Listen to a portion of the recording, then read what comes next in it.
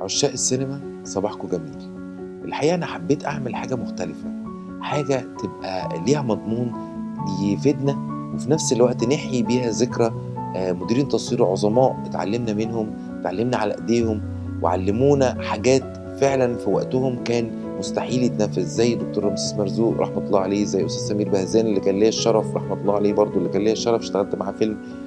أرض الخوف إخراج الأستاذ داوود عبد السيد، مديرين تصوير عظماء كتير مش عايز أنسى حد، مش عايز أنسى اسم، أنا بس بادّيكم فكرة عامة. أمّا عن بُنائنا والناس اللي أثروا وأثّروا فعلًا في تكويننا كمبدعين أو صُناع سينما عامةً، منتجين، مخرجين، لكل الناس، المعهد، أكاديمية الفنون اللي هي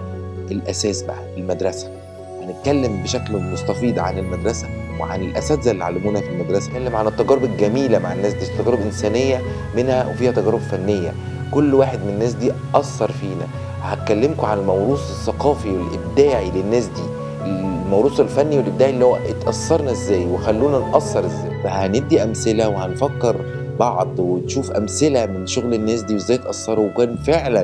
إن ما عندهمش إمكانيات، إمكانياتهم كانت صفر، وبرغم ده كانوا أذكيا جدًا في اختياراتهم.